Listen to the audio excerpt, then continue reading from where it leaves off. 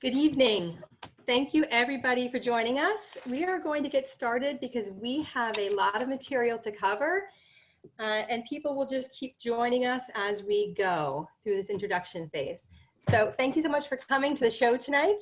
Today's training is the third in our series of trauma-informed approaches to returning to school. This entire series is made possible by a grant from the Monmouth County Department of Human Services that was awarded to the Mental Health Association of Monmouth County in collaboration with the Society for the Prevention of Teen Suicide. Tonight, we're going to be talking about going back to high school. And I will be your ringmaster. So, as you might have noticed, we have a bit of a theme going tonight. You know, we've done 16 webinars in the past 3 months. And if you've been to any of them, you've heard us say how important coming up for air is and how doing something unpredictable can be a healthy coping strategy. So tonight we're being a little bit unpredictable. You know, although we take our content very seriously, we can sometimes not take ourselves too seriously, which is why we've chosen the themed presentation for tonight. And based on the challenges of returning to school this fall and the sometimes confusing way the country is responding, we thought it might sometimes feel like a circus to you. So to continue that metaphor for just one moment, you know, even though the whole school community has probably been stressed in one way or another, not everyone at your school is going to need the level of service you provide. But what they all are going to need is some direction from you on how to manage stress reactions in the classroom, maybe even online. So we're thinking of you all as ringmasters who will be offering support, encouragement, and direction to your school community. And we also know they'd probably be a bit of a mess without you. So fellow ringmasters, come along with me to tonight's training. Before we get too far into the material we're going to cover, I have a couple important housekeeping notes tonight. Through our collaboration with the YMCA of Greater Monmouth County, the New Jersey social workers can receive 2 clinical CE credits for participating in this course. Now, that participation requires that you both sign in at the beginning of this course and complete the course evaluation in the end. I will be putting the links to both of those documents in the chat today. It's very important that you do both of them, one at the beginning, one at the end, to get the credit. So as soon as I'm done talking, I'll be putting the first one in for you. Also, I want to mention that you all received the supplementary workbook content by email from me. That is part of that CE credit. It supplements and is the at-home learning part of this webinar. So moving forward, we have 4 performers for you tonight. I'm going to introduce them all individually as we go, but we have a full house for you. And that's who we have. We want to start the night by knowing who's in our audience. So, and a lot of you are still joining, but we're going to get started with this poll anyway. I'm hoping we're going to launch this poll. Yes, thank you. So what is your role in this school? I'm going to go ahead and post the first poll up for you to check in. Let us know what your role is in the school. If I didn't guess correctly at all the different roles we might have, feel free to go in the chat and add your poll and add your roles right in there as well. Oh, SAC, thank you, Dana.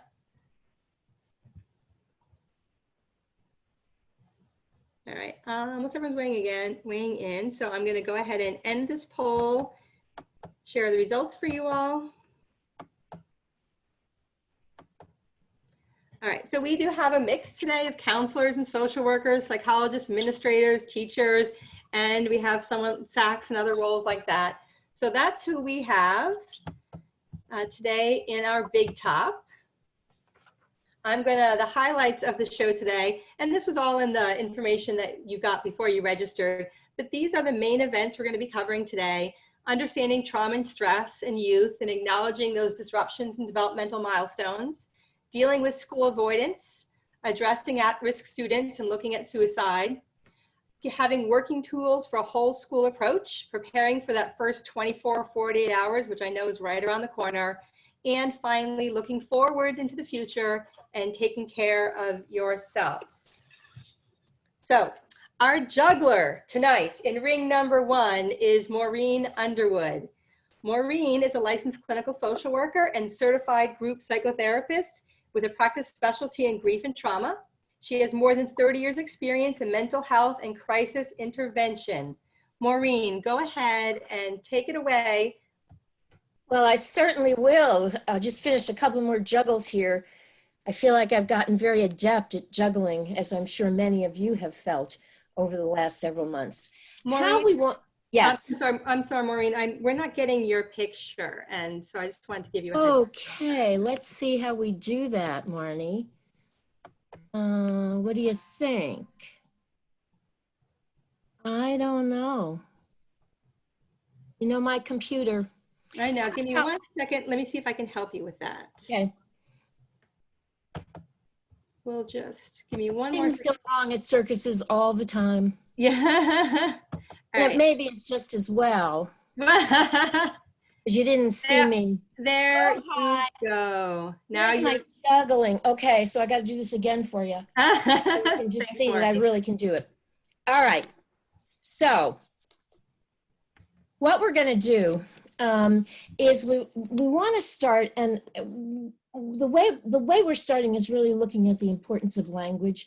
If you have been at any of the other webinars we've done, you know we really try to be very precise in the language that we use. And the language of the pandemic tends to be one of hyperbole. If you look at the headlines, you'll see the highest total of deaths, the youngest death. Even pandemic, just that word, even though it's very accurate, it scares us more than it informs us. And you're hearing the word trauma thrown around a lot. And yes, indeed, some people have been traumatized, but we want you to consider, just as we had to consider, the use of the terms trauma and chronic stress, and see which one you prefer to talk about the experiences of the kids in your classroom. So when we look at stress, you probably know that, stress was really not popularized, the concept, until the 1950s, even though it had been created in the 1930s by a guy called Hans Selig. And his definition of it back then was that it was non-specific response of the body to any demand for change. What we've done is we've added in the word perceived demand, because I think it's important to realize there are no universal stressors. It kind of depends on the way I feel and what my competencies are and what my coping strategies are of whether or not I'm going to be stressed by an event. There are 3 stages of stress, and this is going to be important for you to pay attention to. The first one is when that alarm goes off in our bodies. Our brain starts flooding us with cortisol. We get adrenaline boost, we get that fight, flight, or freeze response, and that's our initial response. Resistance is the initial stressor has kind of gone down a little, and our body is trying to return to normal. So we have a little bit less release of cortisol, our heart rate goes down, our blood pressure goes down. We try to normalize, but if it takes too long, the stress continues. That's when we can move into something that's called exhaustion, and that's where we begin to see hopelessness and really overwhelmed. The types of stress that we're going to be talking about are that chronic stress, and we're contrasting it to acute stress. Acute stress is a short-term stress that goes away very quickly. You probably are going to feel it when you go back into school the first day. Or the night before you go into school. It's kind of, your stomach gets a little bit up into your throat, and your hands might sweat a little bit. You feel it when you're driving and the person in front of you stops suddenly and you slam on your brakes, or you have a fight with somebody that you care about, or even when you're skiing and you go down one of those double black diamond slopes. It helps you manage dangerous situations. And all of us have acute stress at one time or another. Chronic stress is the problem here. This is stress that lasts for a longer period of time, and it can go on for weeks or months. And I would sort of allow that the situation we're in right now with COVID is really one of chronic stress. And if you don't find ways to manage it, it really is problematic. There's another characteristic of stress that I want to point out, because we're talking about distress. And that's something that causes anxiety or concern. And that's in contrast to something called eustress, which is the thing that gives you those positive feelings of excitement. When you're doing something you just look forward to, when you see somebody you haven't seen for a while and you just feel so close to them and it's so great, even though you're 6 feet apart, that could be the feeling of eustress. So we're concentrating on distress. So why COVID is potentially a chronic stressor? First of all, we don't understand what it is or why it happened. And when you don't know how to define a problem, it's really hard to problem solve it.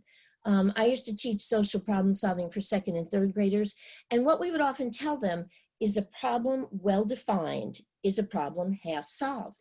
Well, it's a little tricky defining this. And it's a little tricky defining what it is about what can we do to stop it. So there's a lot of uncertainty that goes around. And we know when circumstances are uncertain, we can often revert to old beliefs and behavior because we feel in control of them. So think, for example, there may be some of you and maybe some people you know whose feelings about COVID are, oh, it's just the flu. I've had the flu before. I got through that. Or it's just like a cold. Or, I don't need to wear a mask. This isn't such a big deal. It's really related to that feeling of uncertainty where you kind of feel sort of helpless. So you go back to the behavior that you knew. And unfortunately, that can create a lot of worry for the people around you. We know there have been those practical ramifications. I know some of you are probably feeling them. Those economic in the healthcare system, I don't even have to mention what's going on in education. And life as we knew it is really turned upside down. And the thing about this is we have no experience with COVID. And when you have no experience with something, you haven't been able to develop coping skills. So you feel overwhelmed, you feel helpless. The other piece is everybody in your family, everybody in your school, everybody in your community may not be in the same page. There may be some of those folks who are living in that uncertainty place, or maybe you're one of them who's responded that way. And it's hard for people to understand and support you when they feel passionately in a different way. And you're going to see that when kids come back to school, they're going to be on all different pages. And the last part of this, I think, is that it's so unpredictable. When it started, it just kind of hit us over the head. And I can remember at the middle of March when they talked about you're going to have to shelter in place for a month. I was like, a month? You mean I can't leave my house for a month? What are you telling me? What? Oh, so, I got the calendar out and I put the days down and kind of crossed them out as we went along. And I was doing okay because, you sort of pace yourself so you have enough strength to get to the end of that timeline. And when it got close to the end of the month, they said, oh no, we're adding on a couple of weeks. Then we're adding on a couple more weeks. And what happens is we feel like we're in suspended animation. We just don't have the energy to get through. So all of these things are really things that are unpredictable, uncertain, and create that condition of chronic stress. There is, however, something that is constant and is really important in your school setting, and that is your relationship with your students. One thing that your students can count on in school is having teachers. And one reason spring was so disorganizing for so many kids is they often felt that they lost their teachers. So let's just take a look at that relationship piece in conversation with stress and trauma. When we're under stress and trauma, our brain releases something we just talked about called cortisol. And what cortisol does is it impairs the limbic system of the brain, which is where the learning center of the brain is. That's where your memory is. It's in your limbic system.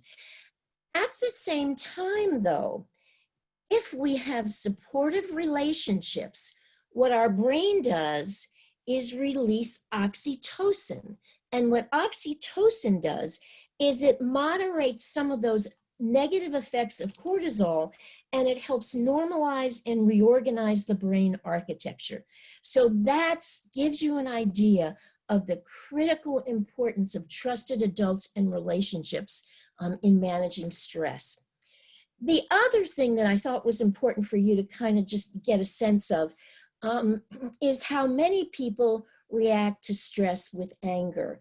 And this tends to be boys and men. And I want to just give you some of the reasons that that happens. First of all, as I just explained with the biology, it's a residual of that fight-flight response. The problem is our arousal system has gone into a hyper mode because we're in survival mode. And when the danger has passed, our body remains in that state of hyperarousal. So something happens when we're in that place, we react with anger when ordinarily we might be just distressed. So this may be driving faster, more recklessly, blowing up when people ask us how we're doing. It could have been parents who are melting down when kids were asking them for help with homework. So what do you do about this? Well, the point is that this is about your body, so you want to reset your body rhythms. This is where you have people who are going to be doing exercise, just moving around. Sleeping can reset your body rhythm. Eating can reset your body rhythm. As everyone who knows me will tell you, eating chocolate can always reset my body rhythm. But that's one of the things you can recommend to people to help them get through that. The second anger cause is it's a protection from helplessness. Our sense of control has been violated. There were many times early on, we don't hear it quite so much right now, but it was that the virus was in control. We had lost control. And we get wrapped in rage so we don't have to feel ashamed or blamed, or that there was nothing we could do to stop this. It just happened. What do you do to help people who are stuck in this helpless place? Oftentimes, it's joining with others through social media. You can do virtual groups with kids. It can lessen the anger because sometimes listening to other people can help us listen to ourselves a little more closely, and it might give us some perspective as a path out of it. We also know that stress and anger can be a mask for depression. You've known this a long time. Depression is the most common disorder that's suffered in conjunction with PTSD. And the common symptoms for depression, especially in men and boys, can be masked by anger, irritability, risky behavior, somatic complaints, domestic problems. How often pain is well masked by these men, it's just so well done, the people who love them aren't aware of how much they're really suffering. So what to do is to explain it, to help people understand that the connection between anger and depression really can be life-saving. And finally, anger can really be an antidote to loss. One way to avoid grieving is we stay angry. It keeps everybody else away because the pain is too great to bear, too great to manage. We grasp at anger to shield ourselves from the pain, to lessen our terror, and to hide our tears. So what to do is really be supportive and kind.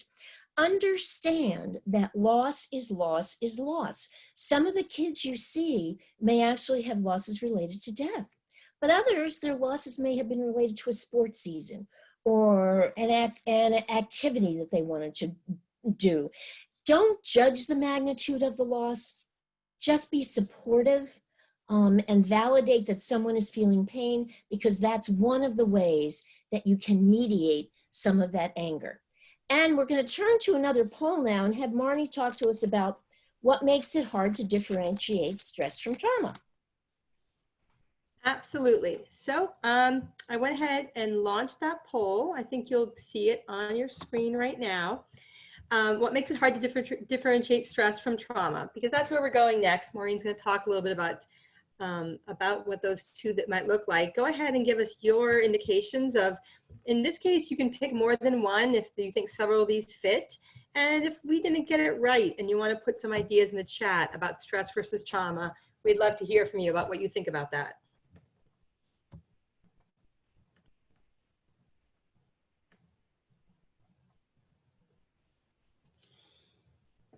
All right.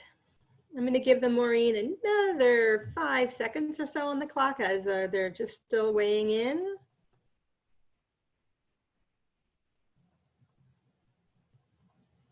Okay, I'm going to wrap up the poll and share the results with everyone. In this case, you can see yes, they look, right? They look similar, but also it's true that, you don't necessarily have all the information, right? So, yep. All right, I'm going to, Maureen, I'll let you talk a little bit about that and then you can move on when you're ready. Well, I'm going to cover that. So I think you can close the poll and Great. We can move right along. There you go. Thank you. So, of course, this is always a challenge because my computer often likes to kind of stay stuck on polls. So let's see if we can get ourselves to signs of stress in teens. The challenge of just identifying stress in teens, as you all know, it can look very much like just typical teenage behavior. I got these from, these are evidence-based, so I went to a research site to get these for you because I want to make sure that you had accurate information. And for most of these, before COVID, you probably, you might not have paid a whole lot of attention because it's hard to kind of tell. Kids can go in and out of this.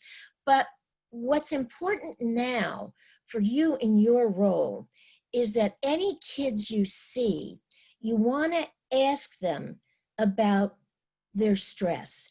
How are you feeling stressed about what's been going on? And have them do it on one of those scales. 1 is not very much stress and 10 is over the top stress. Give me a reading on a 1 to 10 scale. And what you want to do then is, somebody says, oh, I'm at a 10. Your challenge is, get some information, but try to come up with some ways that they could take the 10 and move it to a 9 or an 8. This is not where you're going to move a 10 to a 1, never going to happen.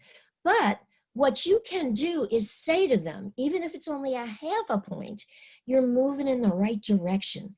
That's a statement of empowerment. And I think it's really, really important to empower our kids. We'll talk about that in a couple of minutes as part of the developmental stuff that we're going to take a look at.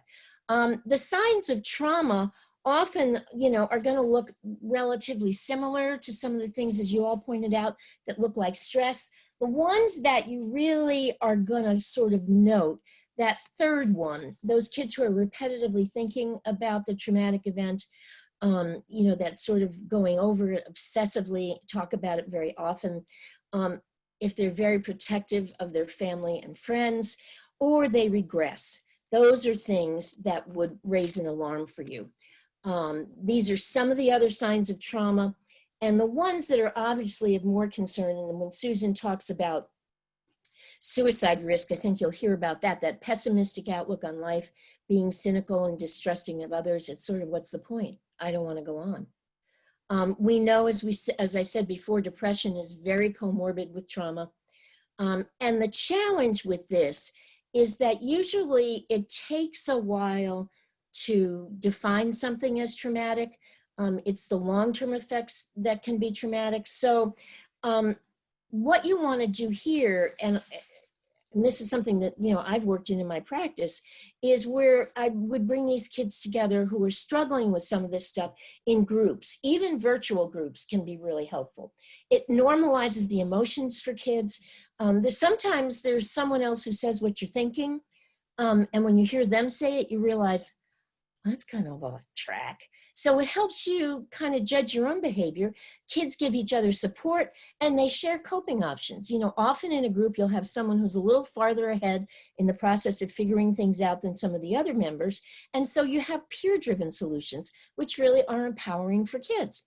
So the thing here to remember about this is that whether you call it stress or trauma, and we certainly know that COVID may have exacerbated some of those existing ACE scores for kids.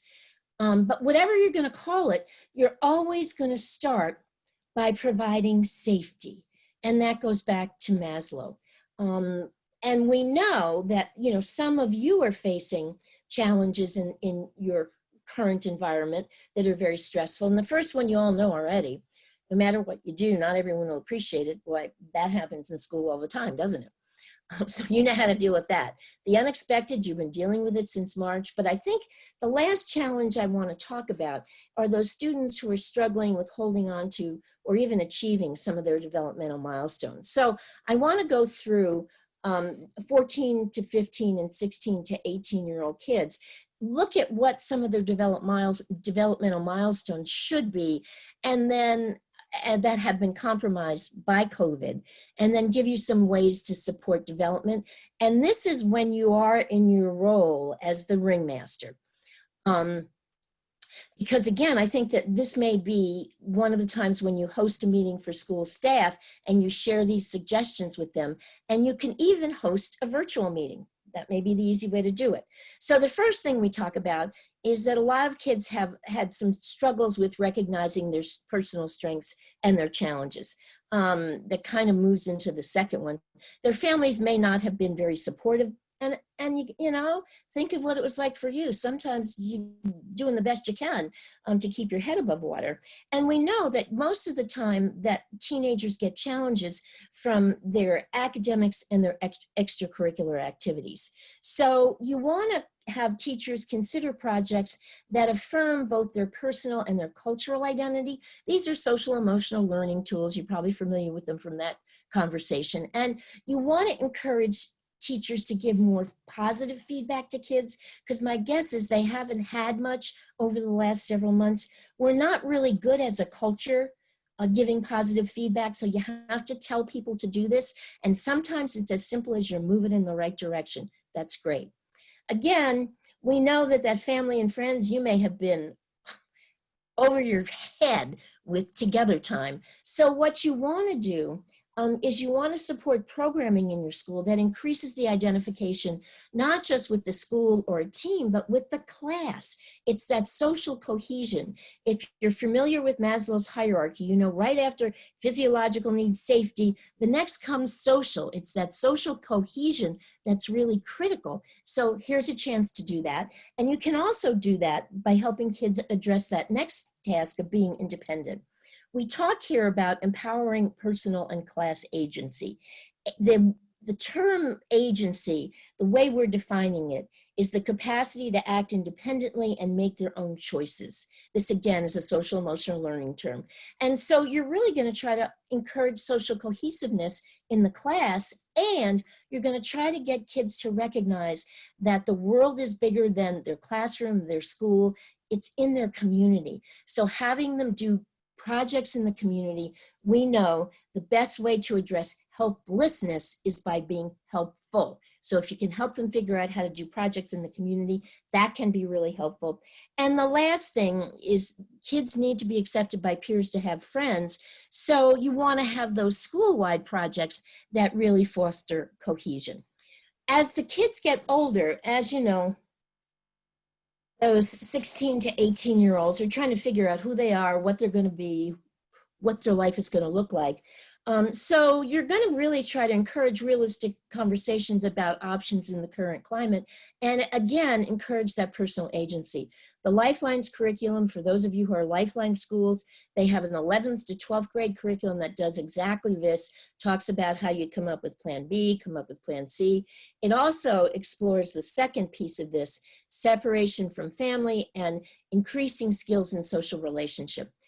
You want to explore with kids the purpose of support systems and have them begin to expand their adult resources beyond their family, and to look at how they're going to create support systems when they leave high school. Being able to voice positive and negative emotions, supporting debate-like activities on non-personal topics. Don't go personal. And this is up to you, this is my opinion, but I would tell you to avoid anything that talks about the election. This year, it has become more personal than political, and a lot of kids are very active in campaigning for one candidate or another, and I just think you don't want to go into some of that, those weeds, those political weeds. And then finally, finding solutions to conflicts, you want to reframe curriculum questions in every subject as problem solving. So kids can begin to understand that this is a process that really gets used in real life. And so what we're going to do now is really take a little bit better look at how this concept of problem solving goes through the whole rest of the circus. I'm going to turn it back to Marnie. Thanks, Maureen. You know, juggling can be hard work, and we've all been there, right? So thanks, Maureen, for being our juggler today. I did put the sign-in link in the chat. I'm just giving you one quick shout out that you need to sign in the next couple minutes to get credit for today. Moving on, I think in between acts, it's important to send in the clowns for a little levity. You know, it's like coming up for air, which if you've been to any of our webinars in the last 3 months, you know it was something that we're in favor of. Brian Andreas, the artist here, is one of my favorite ways to come up for air. So in this one, he says, you know, if you can't laugh at yourself, my grandma told me, you're not doing enough stupid things. I told him I didn't usually run out of stupid things, but it's hard to laugh that long at anything. So laughing at ourselves is a very important thing right now to come up for air. Moving on, I want to direct your attention to ring number 2, where we're going to find Matt Strobel, our fire eater. Dr. Strobel is a certified school psychologist. As a child study team member in the public school setting, Matt has acquired a thorough understanding of the New Jersey Special Education Code, and he can expertly assist families in navigating the special education process and securing appropriate services for their children. He believes in a collaborative approach between school, families, and other providers. He's the founder and director of Navasync Psychological Services. Matt, are you ready to take it away? I'm good. Can everybody hear me? Yep. Yes. Great. All right. So I'm going to start talking about school avoidance. This is an issue that I'm seeing more and more and more with the virtual learning, which is very interesting. You know, when we consider that school avoidance has traditionally been kids that don't go to school. Well, now they don't have to physically be there, but they need to virtually be there. And that presents some real challenges. So to start, you know, just a quick definition. School avoidance is really anxiety-based. You know, it's not truancy. Truancy is kind of people know about it. The parent knows the kid's not going to school. What we're talking about today really is more of an anxiety-based disorder, a symptom of anxiety. And oftentimes parents know. They've been informed, but they feel helpless. They feel hopeless. They don't know what to do about it. So we're going to get into some strategies that we can use to help with all of that. So Maureen, next slide. Perfect. So for me, you know, when I'm looking at school avoidance, it's really a sign or signal that something's wrong. And it's a call to action. You know, I use a lot of Calvin and Hobbes because he's a great example of, you know, what school can feel like for some kids, you know, and there he says he'll do anything rather than go to school. And if you watch the whole comic on that, you know, he volunteers to do a whole tremendous amount of things that are much more horrible than anyone would ever imagine school being. But for some of our kids, school is that terrible, you know, for a variety of reasons, which we'll get into next. So next slide. Traditionally, school avoidance shows up the most in the first year of a new school. So whether that's someone that's transferring, whether that's the, you know, 5th to 6th transition, if that's where your break is in your district, whether that's that middle school to high school transition, that's oftentimes where you see a lot of school avoidance issues coming up. As kids get older, you know, and speaking to the people that are working with the older students right now, the increased age of onset equals it's harder. It makes things a lot more complicated. You know, working at the elementary level, parents could typically, if they had to, get the kid in the car one way or another, get them to the building, and I could handle it from there. You know, when you have a 16-year-old that towers over you and it says, going to school today, that gets very tricky. You know, that's very hard. Same with virtual. You know, if you have that 16, 17-year-old saying, I'm just not doing this, I'm not logging on, I'm not getting out of bed, there's very little parents can do and the educators can do. So we're going to really talk more in a little bit about how to navigate that difficulty. Males and females are at equal risk. You know, it's one of the few times that we see things being pretty equal, at least based on the most up-to-date research that we have with this. That being said, Things such as anxiety, depression, conduct disorders, medical illnesses, all are things that increase school avoidance issues. Oftentimes, a lot of those things impact males a little bit more significantly than females.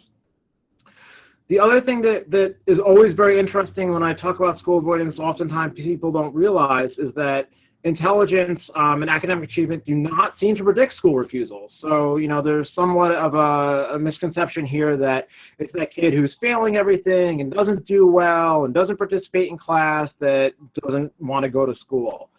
A lot of times, when I'm working with this population, these kids are incredibly gifted. They're incredibly bright. They were getting top of the class types of grades, but something happens and they are unable to go to school anymore. When I first started getting into school avoidance as a school psychologist, I didn't have a choice. I was told by an administrator, hey, we've got this kid that's school avoidant. You need to figure it out. You need to figure out a way to get this kid here. When I met with the family and kind of got a rundown on this kid, I had a little bit of that misperception that, oh, this kid probably struggled in school his whole life. He's not going to be very good at school. That's why he doesn't want to come here. And it was 100% the opposite. The kid was incredibly intelligent. He had many, many academic strengths, to the point where he was more advanced than most kids in the class, and I could finally get him to do some work. So be careful with that. That's a word of caution, to not just assume that it's those kids that are really struggling in school that are the ones who are also avoidant. So now we talk about school avoidance in this COVID era. A lot of what I'm seeing, professionally, is that families are worried about their child getting sick. And now that they have the full virtual option, that's making things a little bit better, I think, for that issue in and of itself. But there's also lots of situations where families feel like, I want to send my kid, I'm afraid that they're going to get sick, I'm not sure about the policies or protocols, and I'm not sure what to do. Just like us, I think a lot of us who work in schools, we're not sure what to do either with a lot of this. So, I try and use that to reflect upon how these families are really feeling. A lot of these students are uncomfortable with their appearance on screen, especially as kids get older. I think a lot of times the younger students are like, oh, it's kind of fun, it's kind of cool, I can make a silly face here and there. A lot of the older students, when you're just looking at someone's face, it's really hard for them. These are the kids that are thinking maybe in class we're able to kind of hide a little bit, maybe sat in the back of the room a little bit, maybe that kid was being told to take their hoodie off all the time. And now all of a sudden it's get in front of this camera, turn this screen on, it's like, boom, there you are. That's really difficult for a lot of students.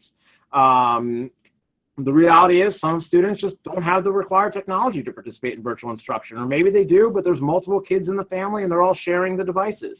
In working with schools, I've seen a lot of schools do a lot of really nice things to try and remediate that issue with the tech, but, some things are out of the school control. Whether that family has good Wi-Fi or not, that gets tricky. I mean, people in my area, we just lost power for a number of days. If that was during a school time, or some of the people that I work with that are doing extended school year, they weren't able to access. So we need to really be mindful of that. And if that starts, does that make it harder and harder for that kid to get back on the screen? And as I said, students with multiple family members. School avoidance is dangerous. There's a lot of research on how much it impacts grades, social functioning, family conflict, kids fighting with parents about going to school. The dropout rates of kids who are school avoidant are extremely high. And then there's lots of future unemployment and work problems. Kids don't have the opportunity to go to school because they're avoidant. They don't learn the skills they need to be successful in the workplace later on. So the big thing that is really helpful to remember when you're working with school avoidance is really looking at what is the function? What is causing this behavior of the child not wanting to come to the building or not wanting to get on the camera? This research that I have here is based on, obviously it's 2001, pre-COVID. And really thinking about this, and I polled a couple other people that I know that are school psychologists or other mental health professionals, other people that work in schools, and we all kind of thought it may actually be the same. But, the big thing is tangible rewards. So you get something by not attending school. Maybe I get to play some extra Xbox. Maybe I stay at home and eat snacks that I want to eat. All of those things fall into that tangible reward category. The next thing is to escape that stimuli that provokes negative feelings. So I'm anxious, and if I don't go to school, I'm less anxious. That's anxiety in a nutshell. Something causes anxiety, I try and avoid it. I'm less anxious, but ultimately we create this anxiety monster. Same with the screens. You know, I'm anxious about having my face on screen, so I just don't attend class, and then I don't have to worry about it. Less so, we see attention seeking, and a lot of times that's that child who's looking for attention from a caregiver. So if I stay home, I hang out with a parent or guardian, I get to spend time with them. Maybe I don't get to see them all that often any other way. You know, I could see this happening too, you know, with virtual. So I'm now fighting with mom and dad about going on the virtual learning, and they're spending time with me. You know, attention is a double-edged sword. It's positive and negative. So it's not always just the case that someone really is looking for that positive attention. Oftentimes, attention, you'll take what you can get. And then escaping social evaluation. So if I avoid school, no one can judge me. I think that's really more those students that do struggle a little bit more academically or have been bullied for some reason. I'm not sure, you know, again, that any of these numbers will change all that much with the research that'll be coming out regarding virtual learning. My sense is, my gut is telling me that I don't think they will. I think we'll probably see maybe some shifts, but nothing huge. So what's important with learning about function is that leads us as to what to do about it. So here's an easy way to remember function as you're trying to scramble to do everything and juggle everything. You know, it's EATS: escape, attention, intangible, or sensory. So keeping that in mind, think about your kids who are not showing up for virtual or not showing up to school, and really spend some time figuring out, is it escape? Is it attention? Is it a tangible thing? Is it a sensory thing? Oftentimes, all that takes is an interview. You know, sitting that kid down and getting the kid on the computer and saying, hey, we noticed you haven't showed up to school for a while. What's going on? And seeing if you can tease that out. You know, I think that child study teams are in a great position to do that work. I think, unfortunately, what's very tricky is that child study teams have a lot to do right now. And so, you know, when you're trying to catch up on all the testing and finishing IEPs and figuring out how to modify IEPs for COVID, are you able to do this work or not? So thinking about, for the administrators, you know, is there something that we can free up for some of these people so that they can really use this special skill set that they've been trained to use in a really effective way? So when we talk about interventions, no intervention is going to work if you're not taking care of yourself. So, you know, that is number one, and Maureen did a great job talking about that. You have to take care of yourself in order to be able to do anything. And this is what we're going to kind of talk about. So you can hop to that next slide. So one thing I would caution everyone is, don't believe the hype. You know, I think a lot of times these types of kids get a bad rap. On a number of occasions, I would hear, oh, Johnny, you know, Johnny doesn't come to school and his parents, you know, don't care. Or you just start blaming the family. You start blaming the student. Maybe you feel better about it, but it's really all not that productive. I don't think it helps solve the problem. I don't think it helps get that kid to join the Zoom call or show up to the Google Classroom or show up in person. So really, if you have a kid that you know has had some difficulty in the past, really trying to give them that clean slate to start with, and giving them the benefit of the doubt and realizing that maybe there is some real good function here that we need to better understand. So let's take a quick poll. What's the most important aspect of school avoidance for the people on the call?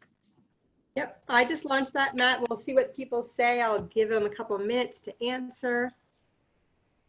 And as always, if we did not guess right with what the ideas were, they can go ahead and put what's challenging, most challenging for them in the chat.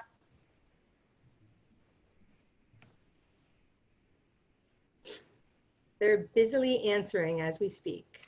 Great.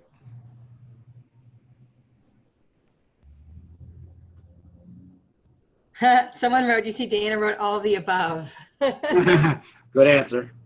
All right. I think we've gotten a good, yeah.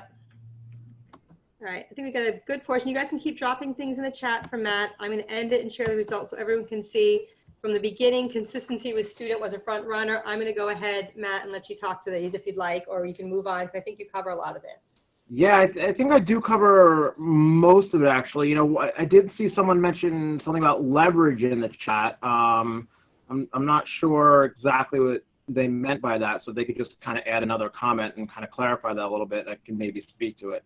So let's go on to that next slide.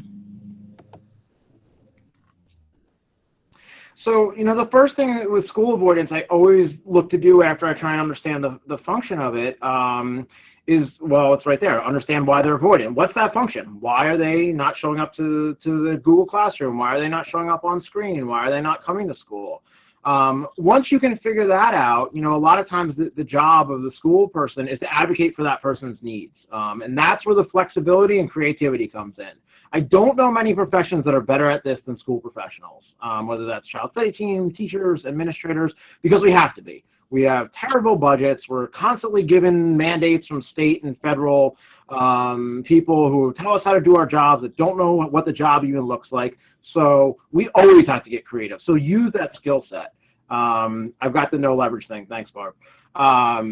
Don't promise anything you can't deliver. You know, I've seen a lot of times where someone has made a promise, whether that's a parent or a school person to the child, and they weren't able to follow through on it. You know, just go to school today and I'll get you, you know, this new bike or whatever it is, and that bike never arrives.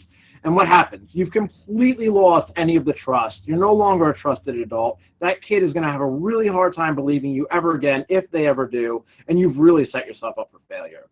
One thing that I've found tremendously successful is trying to really find something with that kid. You know, a lot of, like Maureen was talking about, was give them something to do. You know, give them a project to work on to get that buy-in.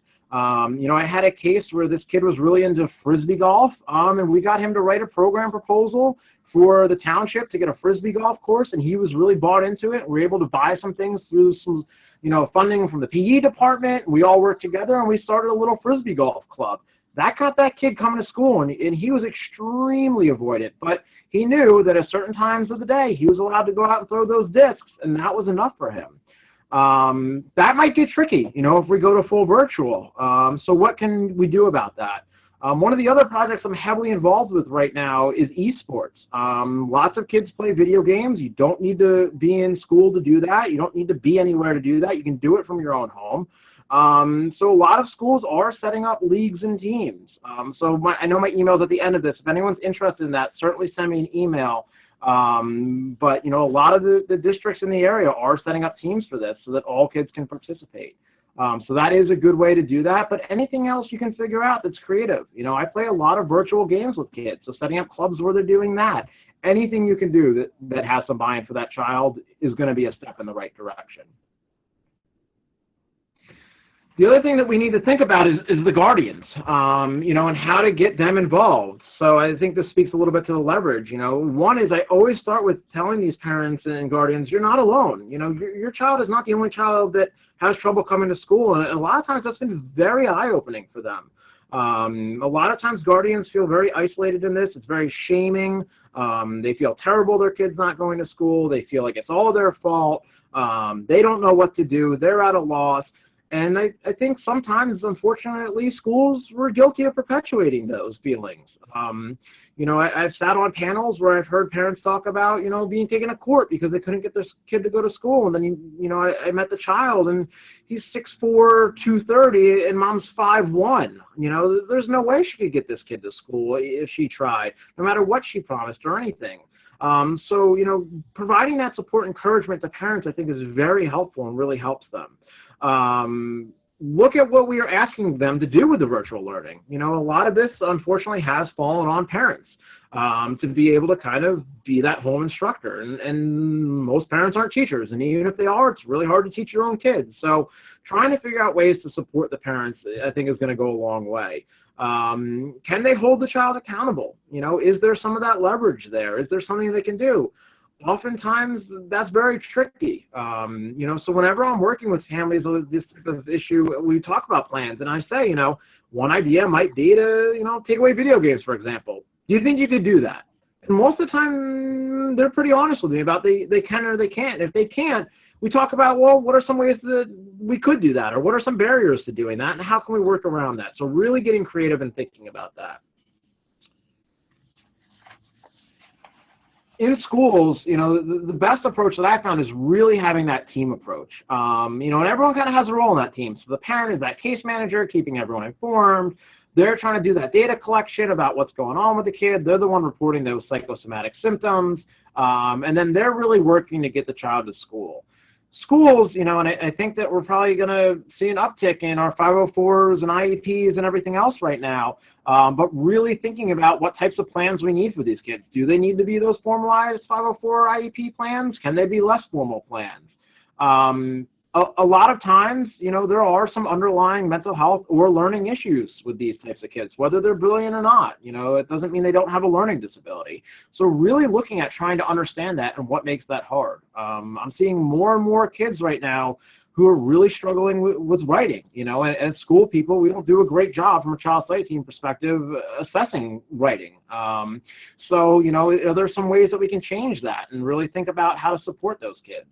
Trying to get a private therapist involved. As a school person, can you help parents, find that person? I know that's always a tricky subject, but, I'm working in schools for a long time. I often had just a list of providers in the area, and I often was able to share with parents, listen, I'm not recommending any of these people. These are people that other parents have suggested and have found to be successful with their children. Here's a list that you might consider, because parents do ask. And then also thinking about community mental health resources, so showing up to panels like this tonight and really getting some information, looking to see if those types of resources can provide other support. It can be very helpful, especially for families who can't afford the private therapist or just it's impossible for other reasons. So, kind of back to that leverage question someone brought up, I often see schools, not often, but occasionally I'll see schools, take that hardline discipline approach. I don't know that that's the best approach, honestly. I think that it creates a lot of problems, and oftentimes I think it creates more problems than it solves. When you start that whole, I'm calling the school resource officer, we're sending that person out, does that person really have the skill set to work with that kid? Would it be better served to send out a school social worker, a SAC, a guidance counselor, a school psych, someone along those lines that has a mental health background and has a skill set to really work on what's going on? Again, you can't have those people do everything, so something's got to come off their plate if we're going to ask them to do that. But really, if I had my say, those are the people I would want really going out to check in on that kid. DCPNP is pretty overwhelmed with a lot right now. Is calling them about school avoidance really the best choice? There are cases where legally we have to do that, and I'm not going to say that we can get away with not doing that, right? So please don't misunderstand my statement. But oftentimes I see that as a first-line approach versus, okay, we've made all these attempts to get this kid on board. We've done the parent engagement. We've set up this club for the kid. We've tried all these things, and nothing has worked. This is our last resort. I've also found it to be useful sometimes to make those calls when you have that parent who's basically like, I can't get them to call. They're not responding to you as a school professional. They're not doing any effort to try and help out, be part of that team. Then maybe it is warranted to make those follow-up calls and see if that kind of pushes them in the right direction. So those are some things to consider with that. School plans are already kind of addressed a little bit. One thing I would just add quickly is, really think about who that kid connects with. That may not be the person that you think it is. I've had tremendous success, with kids working with a custodian because that was the person that they knew best. They saw him in the hall at times by their locker. They had this connection with this person. And, we set up a time for that person just to have a conversation with the kid. It was supported. I was there to kind of facilitate it. But it showed that kid that we cared. We were looking out for them. We knew that the person that they could relate to may be this person that no one else would have thought of, and it really worked. Really, the other thing I would advocate for is some is more than none. So when we think about that, if you have a kid who's not showing up to any Zoom call and you get them to show up for 5 minutes, that's a win. Take the win and work up from there. But really go back to that framework of some is more than none.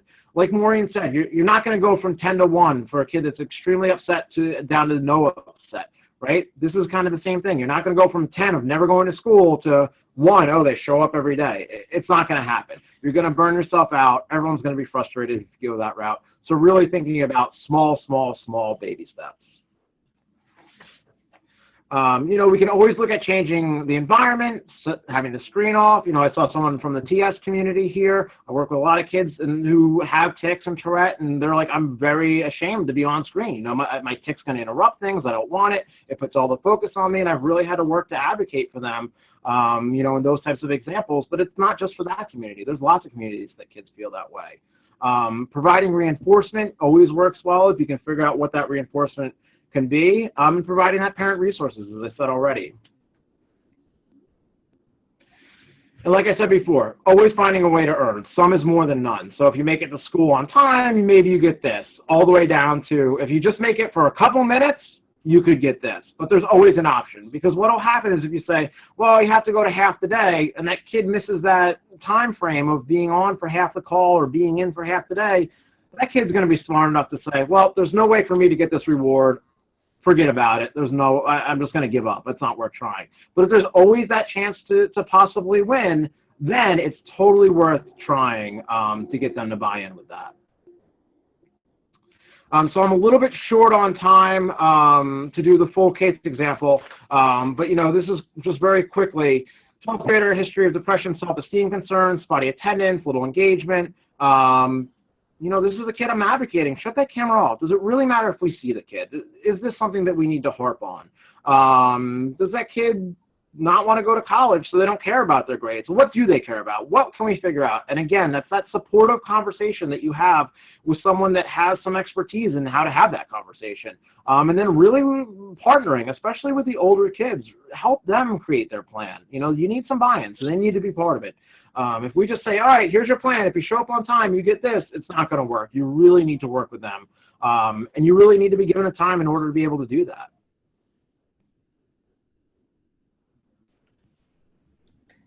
Thank you so much, Matt. We do have Matt's email right up there in the corner. And if you don't have time to write that down, you shoot me an email. You all have my email.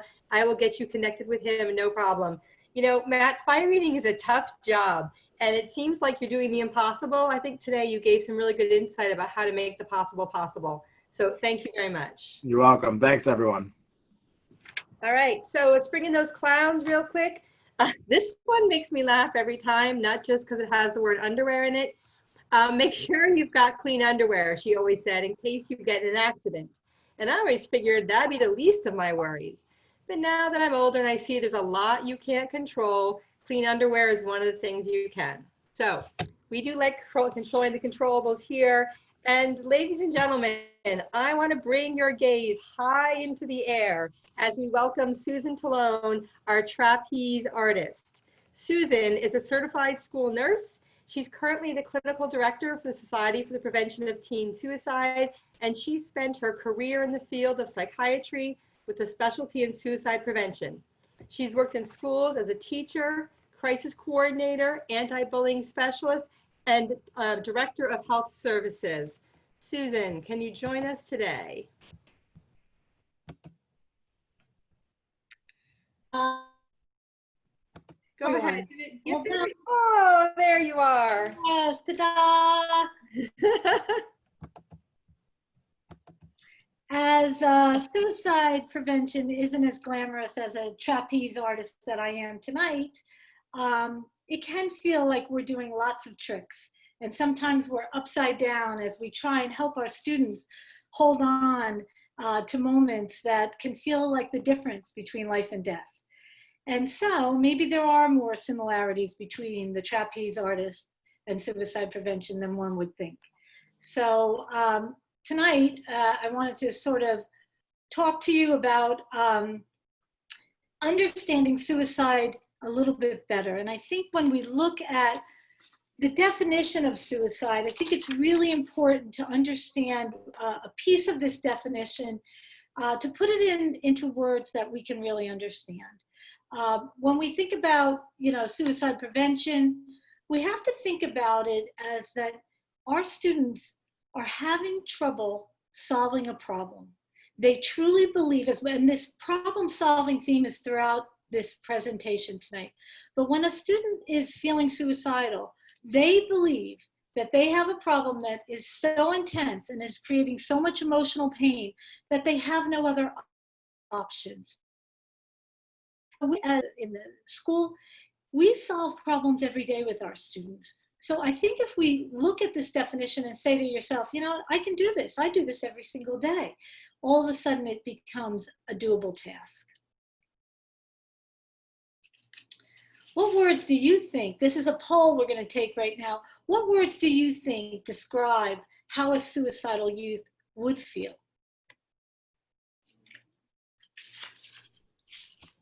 There you go, Susan. It's up. People can go ahead and weigh in. They can share other feelings too. And this is again one multiple. You can pick as many of these as fit. All of the above, Megan said right away. Yep.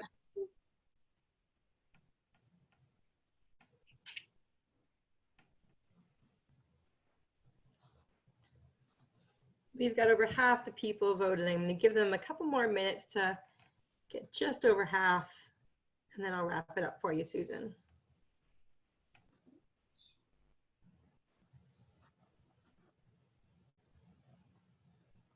All right, so thank you guys for voting, and I'm going to wrap up that poll, share the results so everyone can see.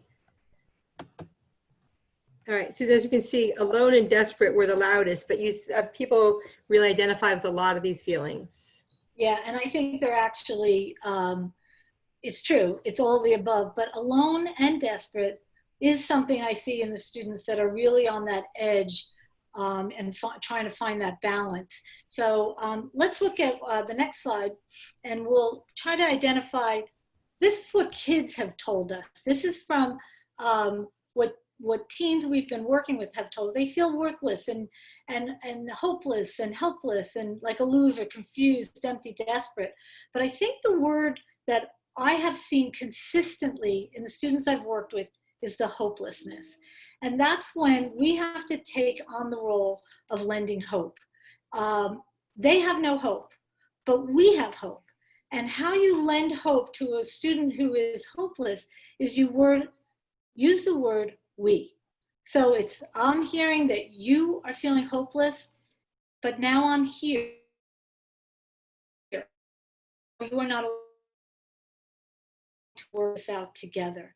And just that simple word we can reduce that feeling of hopelessness to a point that you've moved that student a little further away from that suicidal ideation. Okay.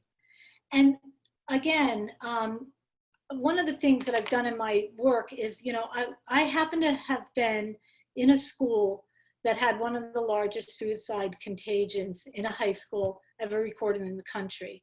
And we did what we call psychological autopsies. And what we found is that these are the things that kids believed were unsolvable. Getting into trouble at school, especially if it's a student that typically doesn't get into trouble at school. The boys talked about humiliation. Boys can really be rough on each other in sports, and if they mess up, you know, a game, they get a lot of teasing from their friends, and that can be really humiliating for them. This one was consistent, the loss of a relationship, an opportunity, a dream. And I always say, you know, people say, you know, oh, it's puppy love, but the power of that first love really does produce those endorphins and love feelings that Maureen talked about earlier. And there can be, you know, an everlasting effect on the devastation from that first love. And any transition, change in which the student feels unprepared, we see this all the time as kids launch from high school into college.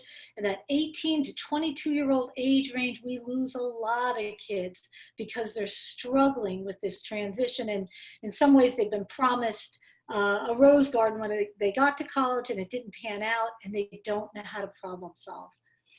So we have to pay attention to this. COVID, as Maureen talked about, is that chronic level of stress. So, you know, we've really got to look at this. There's an increase of anxiety across the age span, let's face it, students and parents. The daily schedules are completely thrown off, and that routine of study habits is not there. And that can really increase a student's risk because it increases anxiety. Matt talked about, and the economic hurdles, I think cannot go unnoticed. You know, so much financial stress on those families, and it trickles down, and the kids start to feel it as well. And that delayed identification of kids that might need treatment, you know, virtually, they may have needed the treatment before we went into the pandemic. So there's been that delay that they haven't gotten the treatment they needed even before COVID started. And now virtually, we may not be identifying it as quickly. And the elevated adverse childhood experiences, in talking with my students, I'm hearing this over and over again. They tell me that they're worried about their friends and some of the toxic environments that they see their friends in. So whenever I hear that from students, I get concerned because I know they know what's going on with their friends. When we look at suicide warning signs, we put it into this acronym called FACTS: feelings, actions, changes, threats, and situations. And we look for changes in all of these areas. Go ahead, Maureen, with the slide. I'll continue next.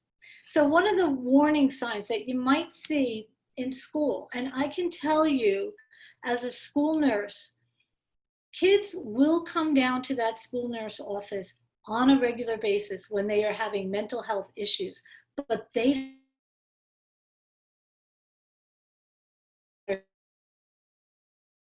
stomachache, tired. Even the parents will call the school nurse with physical symptoms. And so it's really up to that school nurse to identify that this really isn't physical.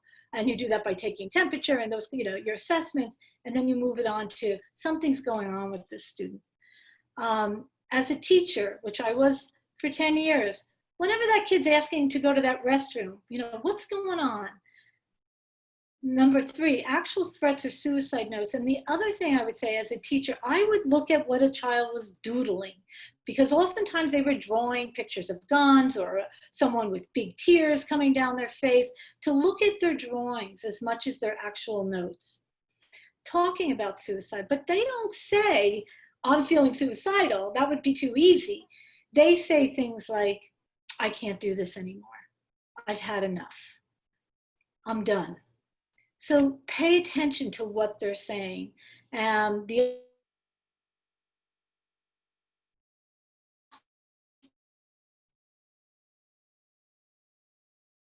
one, I can't emphasize enough. If another student comes to you and tells you that they are worried about a friend, please, please pay attention. Okay, next slide. And also, this one is changes in students' appearance. And virtually, we can look at this as well. If a child is showing up looking one way and then you see it change, pay attention to that. The mood. It's hard for us virtually to figure out their eating habits, but if they are in school, to pay attention to that. And pay attention to the bus drivers and the cafeteria ladies or men, what they say to you about what's going on, what they're observing. And always the bullying behavior. Online, it's hard, but again, to pay attention to the appearance, the mood. Are they showing up? Are they not showing up? And again, morbid themes in what they're talking about when if you do give an assignment and they keep leaning towards a morbid theme or dark thoughts, pay attention to that. So many teachers have brought to my attention kids they were worried about, and sure enough, they were right. So what can you do? I mean, we've gone over the warning signs, and I always say to teachers, you know, trust your gut. I know, and counselors, you know your kids. So if you see these warning signs, don't ignore them. Let them, you know, percolate up. Say something's off, and ask the student. Talk to them. What's going on? You don't seem like yourself. Are you okay? The third piece, and we always say it, but we can't emphasize it enough, is listen to their responses. What are they telling you? And sometimes it's a shrug of the shoulder. Yeah, I'm okay. But tone of voice, eyes down, they're not okay. So body language. And those referring to your school resources. And every school is going to have a different protocol for parent notification and referral, and your school resource people are going to know that protocol. But when you do refer a kid to school resources, try your best to actually accompany them down to the school resource office. It shows a partnership. And the most important thing you can do is follow up with that student when you have done a referral. Make sure you get back to them. Our students have told us if a teacher or a principal gets back to me and asks me how to go, how you doing, they know they really mattered to that administrator or to that teacher or to that resource staff. And my 3 favorite words, and they really are my favorite words, tell me more. It reflects the hardest but most important words you could ever say to a suicidal student, and I have used it over and over again. And it opens that door to that conversation about suicide. So when you ask the child, you know, are you feeling like you don't want to be on this earth anymore? Are you feeling like you want to take your own life? Are you feeling this way? And they start to tell you yes. Pause, because it's always so hard to hear. Take that deep breath and say, wow, that's hard to hear, but tell me more about that. And as they go on, and you still are struggling with what to say, you can say it again. That's really hard to listen to. You sound like you're in a lot of pain. Can you tell me a little bit more about that? And these kids haven't heard these words, tell me more. They are used to hearing advice and hearing someone tell them, oh, you have all the reasons to live. But when you just sit there with their pain and say, I'm interested, tell me more, it's powerful. So as I said, always start with that breath. And I take a breath for my own sake. Let's take a collective breath together. This is hard stuff to talk about. And then validate that they're upset. And sometimes I always thank my kids. Usually a kid would walk in, they'll slam the door or punch the wall. And if they walk in without doing that, I thank them for not slamming the door or punching the wall. And if they did slam the door, I thank them for not punching the wall. So I'm always validating, you're upset and you have a right to that. And reminding it that you can't fix it. You can't fix the feeling that they wish they were dead, but you want to listen to why they feel that way and what is the problem. And maybe we, again, that adjoining word that lends hope, can do something about it. And then creating a classroom action plan. If you're really feeling stressed out in a class, what can we do? Let's partner with your teacher. Let's partner with the administration so that you don't have to punch the wall or slam the door. What can you do when you're really feeling, desperate? What not to say. And kids get, it really aggravates kids when they hear things like, don't worry, everything will be all right, because they are worried and they don't believe that for a second. By next week, you'll forget all about it. That's nothing. Cheer up. You have so much to look forward to. And this one, think about how your family and friends would feel if you killed yourself. Most suicidal students truly believe that they are a burden to their parents and their families. So this does not resonate with them. This does not make sense to them. You would have better luck to talk about how the dog would feel, or would the dog feel sad if you left this earth. But they really truly believe that they are a burden. Many times that's their belief system. And engaging parents by acknowledging, and you've got to partner with your parents. And the way you do it is by immediately acknowledging their worries and their fears for their child, by saying, I'm feeling that way too. We're both concerned. We both want the best for your child. And let's partner together to make sure we can get your child to the place you want them to be. And how hard it must be for a parent to hear the words that their child may not want to live anymore. And you have to never minimize that, and remind them that you're there for them, and because they may need as much support as the student. And explain that action step is that we're gonna put a plan in place, and it's gonna look like this, and this is your part, and this is the teacher's part, and this is the student's part, and collectively we're gonna come up with a solution. and supporting that family is so important, and supporting that student and validating the bravery that it took for that student to talk to their family is hugely important. So in a virtual world, it's more difficult to assess suicide. But one of the things that we must talk about, and I think Nicole is going to really go into it in much more detail, so, but is that you know when you're talking to your students, if you were to be having a difficult conversation and they were to disconnect, who would you call? Who's on that emergency contact list? So that information has to be gotten right up front. And I think that's really different than when we're in school, because we have that information in the charts and, you know, in the records, but let's get that information right up front before these difficult conversations. And the rest of it is business as usual. We know that you have to document, and you know that policies must be followed, and virtual sessions, you know, have check-ins, and you know that you need a crisis plan in place. These things we already know. But, you know, to think about how to do it virtually, if you were to lose contact, is a very big piece. And consistency in all cases. You'll get your rhythm. You'll start to have these virtual assessments.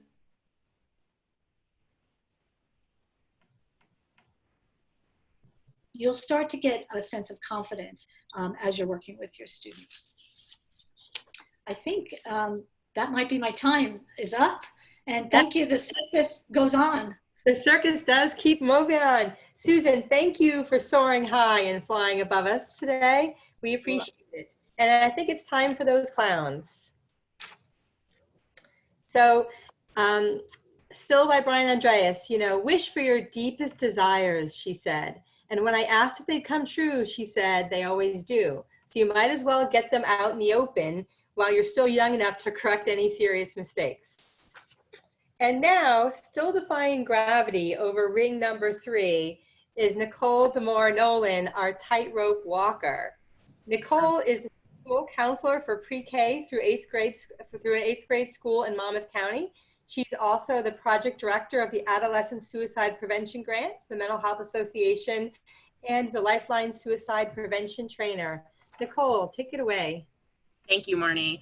I just have to say that I picked the tightrope walker because as somebody who's going back into school, and I have 2 young children myself, the level of anxiety that I have about actually returning to school buildings and what that looks like, and even in my gut, I have this feeling that we're probably not going back, and I don't know if that's my own anxious cognitive distortion or if I truly believe that that's what's going to end up happening. I really do feel that in order to be a tightrope walker, you have to really be able to, you know, control your anxiety. And so that's why I picked my persona today as that. But what I'm going to talk to you about a little bit tonight is something that I work with schools a lot on, you know, when we consult and when we do our Lifelines program, and it's the concept of a competent caring community. And sometimes you may hear me refer to it as a CC or a competent community. But what we've done here is really kind of built a whole school approach for responding to traumatic events. And what we found, you know, originally this work was to address, you know, specifically suicide loss in schools.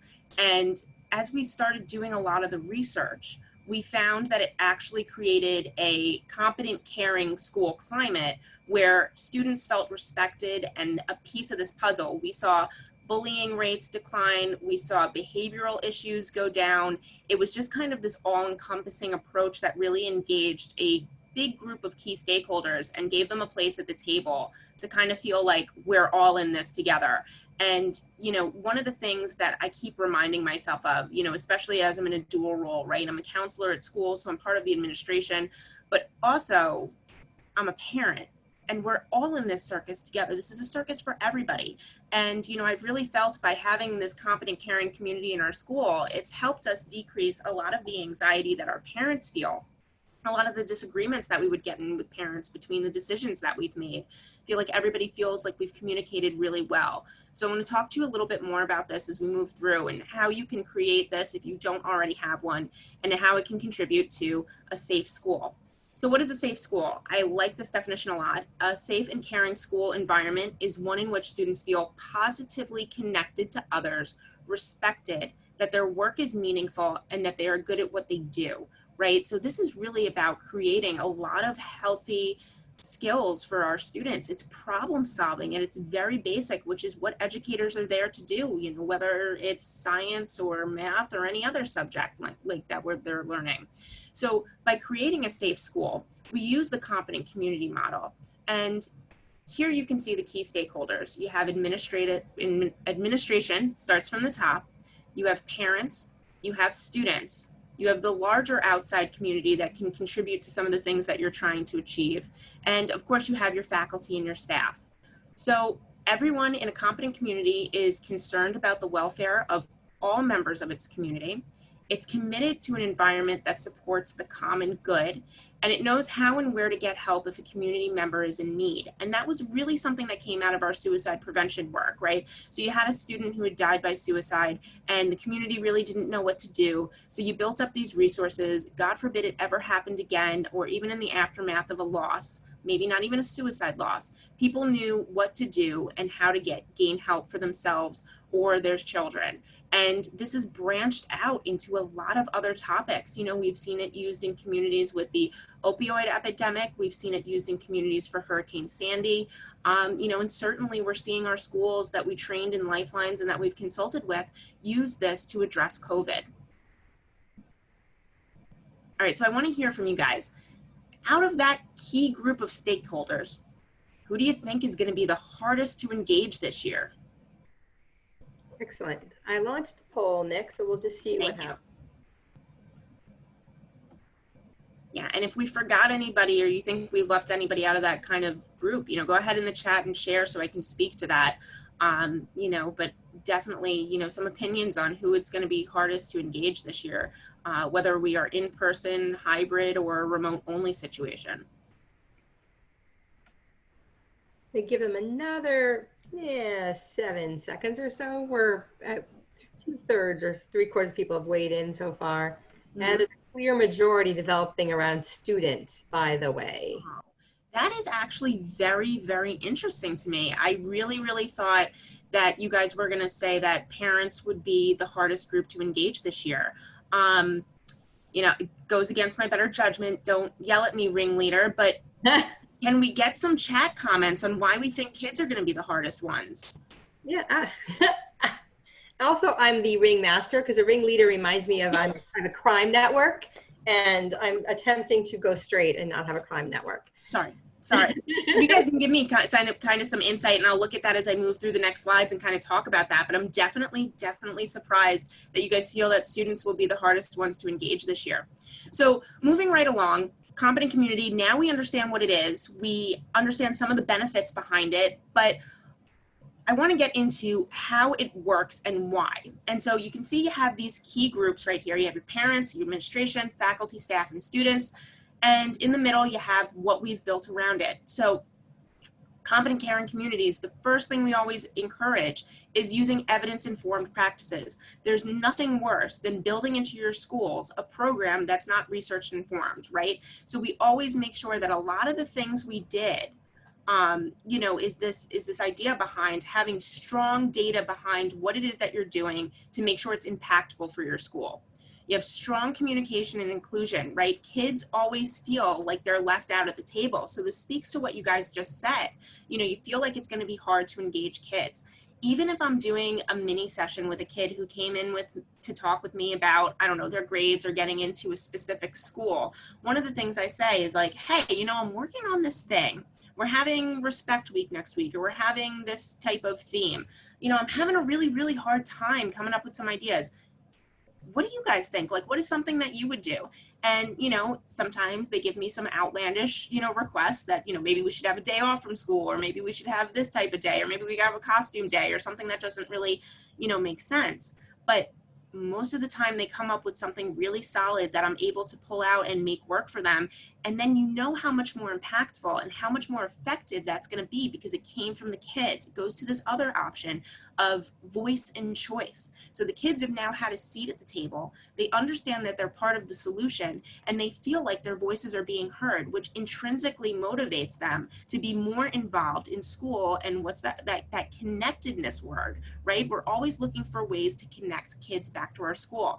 And what I like about this specifically is the competent community doesn't require that this is your top GPA earning high school student. It's not somebody who's going to be your star athlete. It certainly could, but it's also going to be those kids that maybe feel like they don't have connectedness or nobody really cares about their voice. So when I ask them, you know, what do you think about this? They kind of look at me crazy, but then they know later on down the year, like, hey, Mrs. Nolan really listened to me about that. I have another idea for something that would be really great for school. I'm going to go to her. And I've now become a trusted adult to this kid who probably for years has felt like because they're not the star, they have a place, you know, in this competent caring community where everyone is respected. All right, we're gonna move on to the next slide. I wanna look at so lost touch with so many kids in the spring. Longest students have been, yep. Many will be virtual only, no faces, showing little participation. It's very hard to tell what's going on with them if you can't even see them. I agree with that. And just to speak to that, you know, pretty quickly, I think one of my major regrets from when we moved from in-person pre-COVID into, you know, the 2-week period that we had where we thought we may come back to school. I mean, in my gut, I knew just as an anxious person that we were probably not coming back to school in 2 weeks. I kind of had a feeling that we would be out for the school year, but you know, this was not something that we can communicate to kids at that point in time, right? Like we told our students that we felt that this would happen that last day, that March 13th, you know, we would have mass hysteria. So I have a lot of informal relationships with kids in school. It's not always people who come to see me directly in my office, right? Sometimes I have an informal, hey, how are you, downstairs in the cafeteria. You know, I'm a very active type of counselor in my school building where I'm fortunate enough to, you know, sometimes just go downstairs and eat lunch with the kids. Certainly that's something that's not going to happen this year. But I felt like I really missed those kids, and they had no idea really how to access me now that we moved virtually. So one of the things that I am really planning on doing when we go back to school, you know, whether it's in person, is making sure that somehow I get to those kids and I let them know, hey, you always have access to me during the school day to do a check-in. You know, the virtual platforms that we've now, you know, been able to acquire at our school is something that allows for me to even have a 5 to 10 minute, you know, kind of pop in between virtual classes. So again, like I agree with you guys, like definitely because it's virtual only, but I think if you can come up with creative ways to get them engaged, that's going to be something that you guys are going to be able to, you know, really have them participate in, because they certainly have a voice about what's going on right now. And, you know, as you can see from the multitude of webinar series that we've done on this, is that kids really, really want certain things or need to express those things. And if we can find a way to do that, if you can bring them to the table in this competent community model, you're really, really going to be able to engage them in a way that we might not have, you know, if you didn't have it before.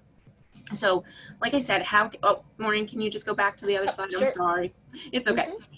So how can a competent school community help with COVID-19, right? So it's going to engage the whole community in one common goal, the health and safety of our students and faculty. And if you start the conversation from there, you're going to decrease a lot of the anger that people may feel about not being back in school, only being back in school hybrid, you know, a whole bunch of different things like that. You know, you can really nip the problem in the bud by bringing those people to the table in the first place. And you're not going to bring everybody, certainly, but you're going to bring representatives. And, you know, if somebody says, you know, I want to talk to somebody about this, refer them to their competent community stakeholder member. You know, here's the parent who's in charge of that. Here's the student who's in charge of that. Give them their ideas. They'll come to us at that meeting. You're going to have plans in place in case the worst happens. You know, unfortunately, there may be losses in your school related to COVID, but as we know as high schools, we're going to have losses, you know, that would be typical each year, unfortunately. You know, we do end up losing you know, student members of our community or even faculty and staff members. And that's something that we have to address, and really thinking about what, you know, a post-vention response may look like, or a traumatic response event may look like virtually, and how you would continue to support those students if we can't be together. Or even if we are still in our school buildings, you know, certainly care stations are going to be a little bit more tricky because of social distancing. It's going to promote overall wellness. reduce rumor control, provide a supportive and caring school and community climate. I mean, one of the things that I've been hearing largely across the board as, you know, students are now getting some positive COVID results is that their friends no longer want to hang out with them, or their parents are now restricting them from hanging out with them, even though they're getting negative results. So you're having a lot of kids that did have friends before and was having a healthy, you know, building healthy relationships in their adolescence are now going to be isolated because of the stigma of having COVID. And that's certainly something that we need to address within our school building, of making sure that COVID does not become the new cooties.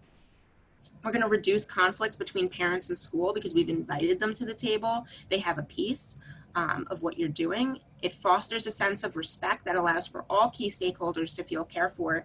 And then finally, it reminds everybody again that we're in this together. The circus you're going through is the circus I'm going through. And while I may be having a different experience with it, it's something that we can all relate to at this point in time.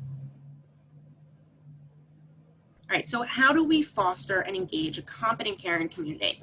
So you're going to have an administrative liaison, right? So that's kind of my role in my school is, you know, I relay to my administrators, you know, kind of what I'm seeing and what I'm hearing between my parent feedback, between the feedback that I'm getting from students.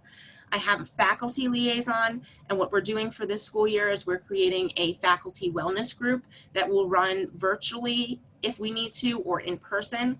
That's kind of built off of our Sunshine Club already. So those two representatives are helping me, whether it's a podcast club or a TV, just something to help educators come up for air after a long day. All of this can be built already into your crisis team, which is nice because then you already have that structure. It's not like you're reinventing the wheel, kind of fits into people's roles and responsibilities as well. Parent virtual information nights, you know, back to school night. What does that look like this year? Is it something that you're going to do online virtually? You know, I usually do something in the beginning of the year on, you know, getting into your dream school and things like that and what that procedure looks like. It's already something that I'm planning to deliver virtually, but based on my feedback from my parent liaison on the competent community, I will be having, you know, virtual nights with my parents based on some of the topics that they want to talk about. And it may be something from vaping to, you know, chronic stress and trauma, you know, something maybe similar to what we've talked about tonight, or building resiliency. Student voices, again, promoting that voice and choice.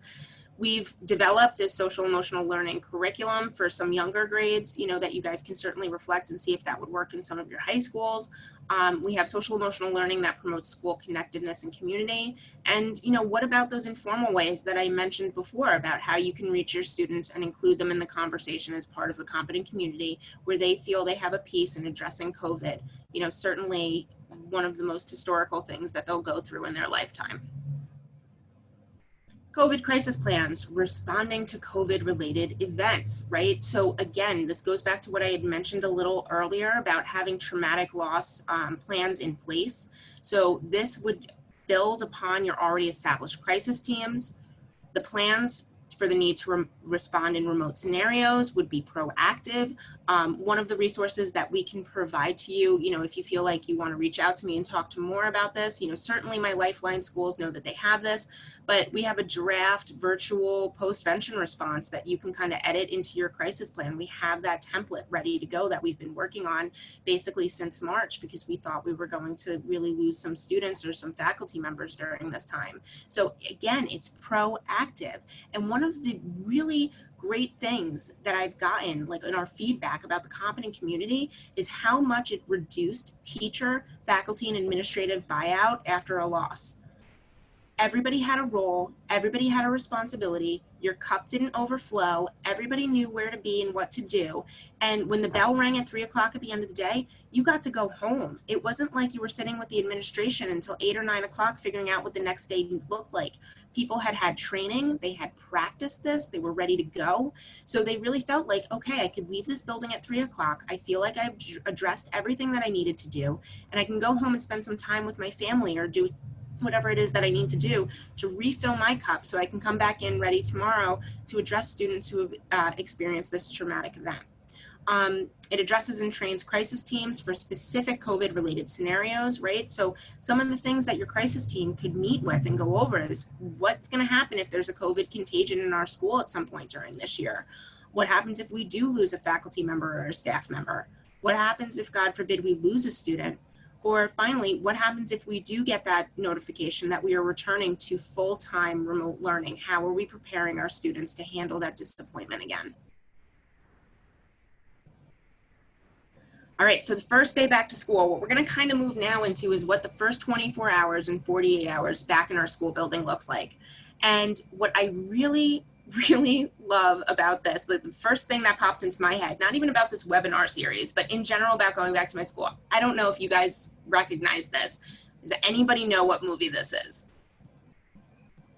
It's Mean Girls. And the reason I did this is because, right, if you've seen the movie, this is right after Regina George goes in and she's now taken this burn book that has everybody's big secrets and she's photocopied it and she's thrown the papers through the hallway and now everybody knows. And so in the corner, you can see you have girls fighting. And then at the top, you have, you know, girls crying and calling their parents. At one point, there's a boy who's like, "Mom, I'm scared. Come pick me up."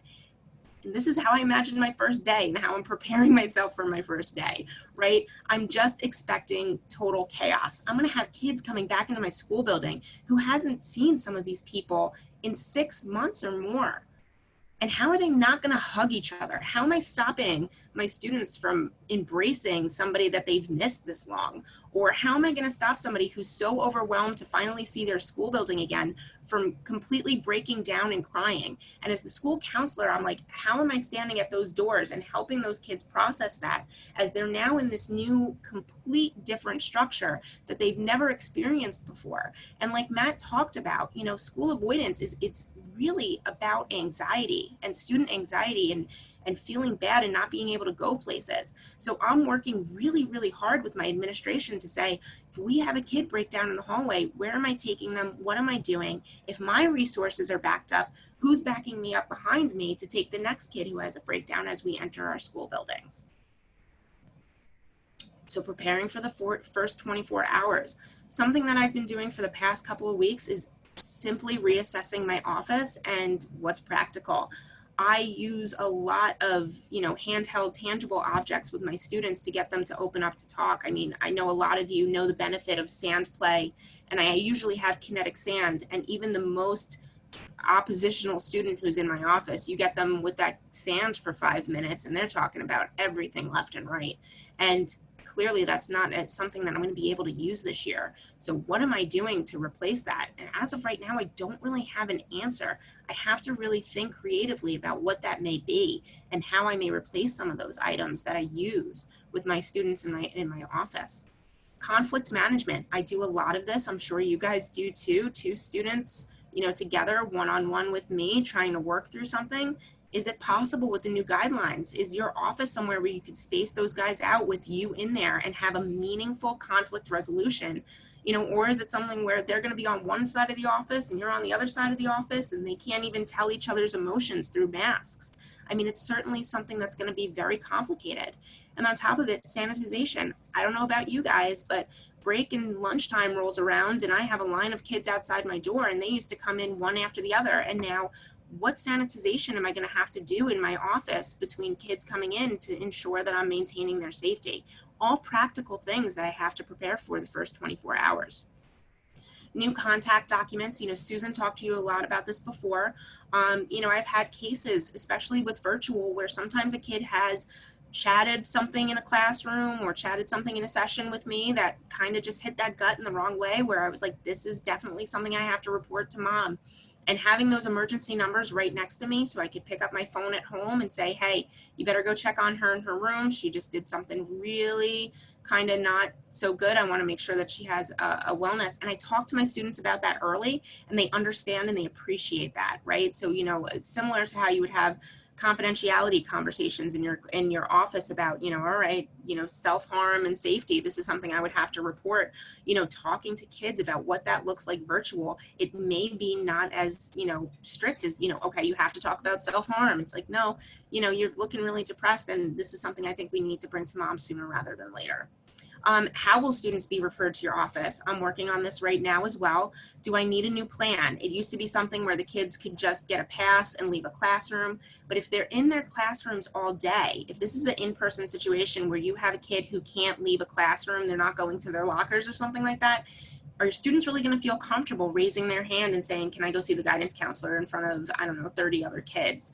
It's something creative that we really have to come up with. And it may be something as simple as, you know, they email the teacher emails you. It's something definitely to think about how students are going to come down to your office, especially when they don't have those free kind of, you know, 3 minutes in between classes to get to you. What about students who are in virtual learning? You know, the first 24 hours, I've already talked about how heavily I'm focused on the kids who are entering my school building, right? But what about the kids who are not? They're also going to need help and they're going to need support. So how do I make sure I'm making time in my day to check in with kids and get on their kind of schedules? The other important piece about this is it says the first 24 hours, but a lot of you guys may be going back into a hybrid scenario where maybe Monday is letters A through K and then it's the rest of the alphabet on Tuesday. You're going to have first 24 hours. That's going to be a lot of burnout. So how are you taking care of yourself? You know, Maureen is going to talk about that in a little bit, but you're going to have, you know, 2 first days essentially this year if we do go back. All right, so what does counseling look like with COVID restrictions? This is another poll question. I think Maureen's going to join us and walk us through a little bit. I am. There we go. Here you go. All right. All right. So what challenges do you guys anticipate? Missed physical cues because kids are now either virtual or they're wearing a mask? Are you concerned about being able to social distance in your office? A couple of other answers here. Maybe there's something that we haven't addressed. You know, just go ahead and submit, or, you know, tell us in the chat of things that you're worried about.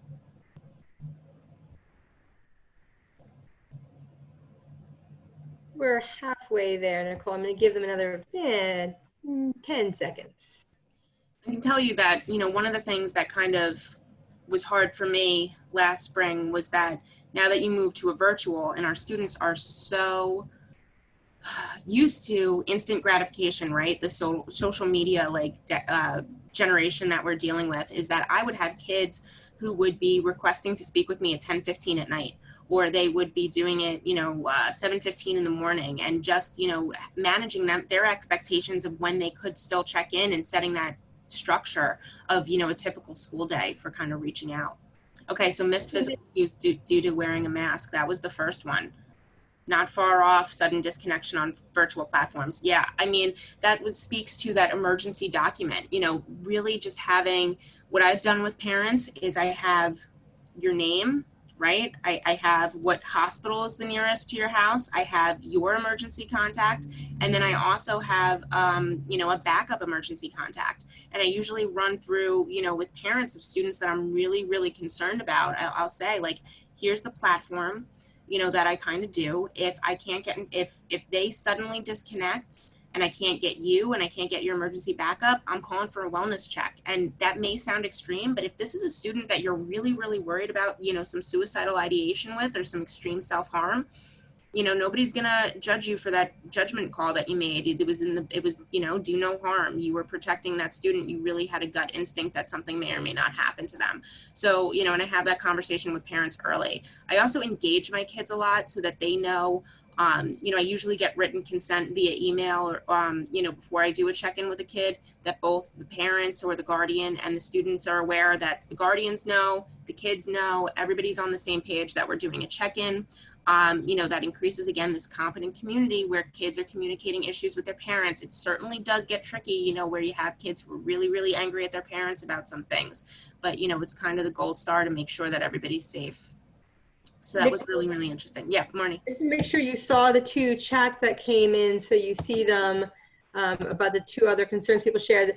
Pushback from staff for meeting with kids, pulling them out of class, and also space issues because your offices are not big enough and not ventilated. Yeah, that issue with the space is really something that we're going to struggle with. And it's kind of like one of these things that, you know, realistically, what can we do? Like, our buildings are our buildings. There's only so much that we're going to be able to, you know, control and socially distance. And I think at some point, you know, it warrants the conversation with your administration is like, do I think the risk of this kid dying by suicide is higher than them getting COVID from me right now? You know, maybe that's a risk that I'm willing to take, you know? I don't know how else to really figure out something of that nature, but ahead of time, that preparing, that practicalness of your office. And maybe there is somewhere that you can relocate in the school building and let up your office to something out, even just for, kind of check-ins, but we really need to get creative about that. The pushback from staff for meeting with kids and pulling them from class, I mean, I know that right away. And I think a big piece of this goes back to what Maureen spoke about earlier, is really getting educators to understand that while most of our kids are not having trauma from this, everybody has that chronic stress. And if you want your kids to be successful in that classroom, you don't want behavioral disruptions.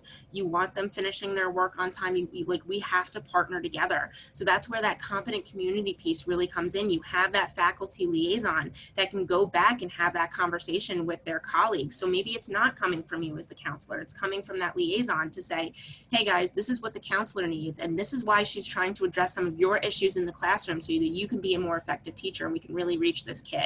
It's all about that critical partnership. All right. So the first 24 hours, I broke this down into, our different groups. So for our students, regardless if you're going to go back in person, hybrid, remote only, I want you to update your virtual counseling classroom with resources for both your in-person and remote only students. Have that process, that new referral process for in-person. You have a referral process if they're at home, how they can contact you if they're at home. You want to make it visible for your students to know your referral process and how they can reach you. Our plan currently is to go back in person for a little bit. And usually what I do at the beginning of every year is I would visit classrooms. Now, I don't know that I'm going to be able to do that this year. Me and my vice principal every morning would go to each and every classroom and say good morning during homeroom and before everybody made their moves. And that may be something that we don't do. And I have to get creative about how I make sure that people know my physical face. And in one of our other trainings, something that we've suggested is really getting a large name tag so that people can see your picture and your role in the school instead of maybe just your swipe card or something like that. So if they can't see your physical face because this is covered, how can they, identify, especially your new students? You're going to have new incoming freshmen who have never seen you before. How do they know that you are the counselor? They don't know your face. Faculty, you're going to utilize faculty liaison to promote faculty and staff wellness starting day one. Let's think about how exhausted our educators are going to be after that very first day back to school, and they're going to have to pick up and redo it again the next day. We really need to take care of them from the beginning. And one of the things that I did, all the way back, starting back in March, was I sent out a weekly or even twice a week email, basically with self-care tips, resources, and I made it conversational. So we had a very long, faculty and staff conversation list, and I used some mindful questions. I was like, what is a, song that brings you back to your childhood that really brings back some good memories? And we had, it's a long running joke now about some of the things that people came up with, but it was a way that we all came up for air and felt connected to each other that didn't have to do with teaching or virtual learning or COVID or anything like that. It was just, some pure humanistic relationships that we were building. So it's something that I would, encourage you to do. Help those people really self-care day one. You're going to have a lot of faculty that on a good day were anxious, right? Now it's been coupled with COVID and returning back to school. And that end of that first day is going to be really, really hard for some people. Parents, I would update, again, your website with returning to school resources, information on talking to your children about returning to school during COVID. I've shared a lot of really great resources in our community about training your kids to wear masks or how they can get comfortable with wearing masks all day. Maybe they have an anxiety disorder and it makes them, worried, or it impairs their breathing. And there's all of those types of things. You can reach out to me for more information on those. And I filled my school website with that so that parents have it ahead of time and that they know what they're, kind of heading into. Send information directly, go back more, sorry. Send information directly to parents utilizing school communication platforms, engaging them with their buy-in before day one. So one of the things that I've done, with my administrator is I've drafted a letter that will go out on our instant alert system and just kind of reminds parents that, hey, I'm the school counselor. I'm here for you if your kids are in person. If they're remote only, here's how you would gain access to me. And then I kind of went over, it doesn't need to be something as serious as, a big life-changing event. Maybe it's just your kid needs to check in with me for 2 minutes about something, or they just want a friendly face about something they can talk about.